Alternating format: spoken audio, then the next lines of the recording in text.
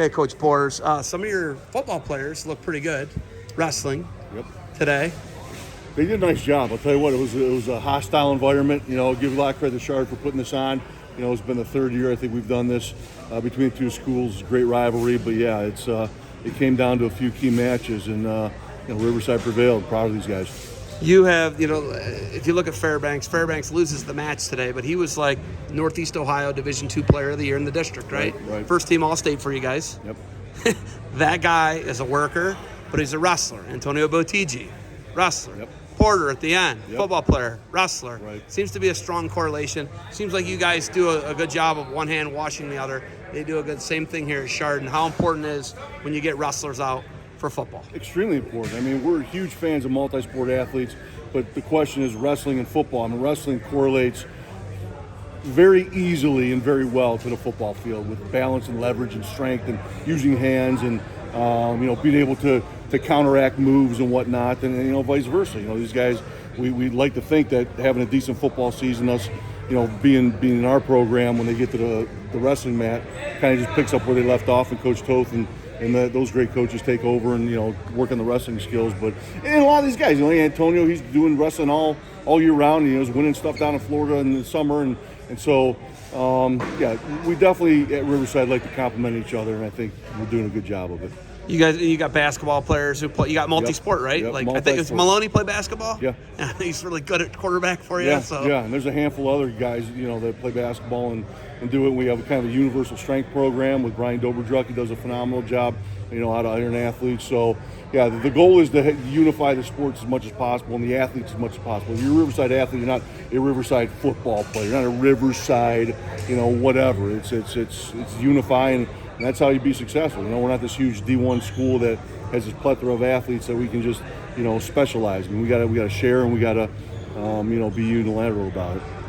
Fairbanks is the Northeast Ohio Player of the Year. You're the Northeast Ohio Division II Coach of the Year. I got to point that out. Congratulations. Thank you. I haven't seen you in months. No, but congratulations. Since you won that honor, I just want to say congratulations. But how much hard work goes into that? You guys had a great season. You lose a tough match or a tough game against Hudson in the playoffs. Yep.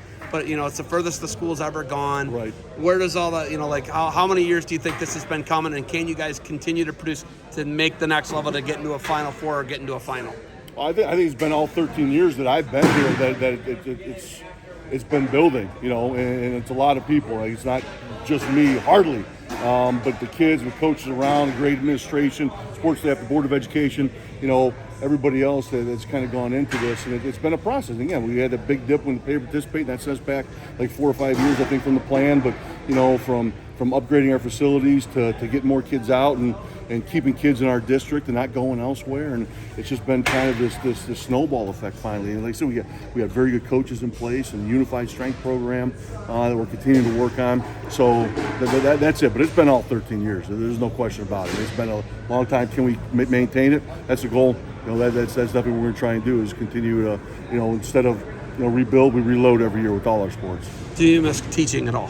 Sure, and the thing with teaching is the individual relationships on a daily basis. Seeing these kids daily and whatnot. AD, I love it because I'm involved in what I love, which is athletics. And you're around like-minded people, around people that have the same vision and goal. But definitely miss teaching because I got to see a lot more kids on a daily basis, and maybe have a little more downtime with them and can just learn a little bit more about their days. Where now I'm kind of at the beck and call of what fire needs to be put out and some different types of things. So, but no, I definitely enjoy being AD, but miss teaching. Could they have ended this in any better fashion, coming down to the heavyweights being on the mat? How great was that? It was How great awesome. was that? I mean, it's how you draw it up, and it's obviously we came out on the winning end, so it's a little more rewarding. But it's what a great atmosphere, and the way it should be. Yeah, so it was great.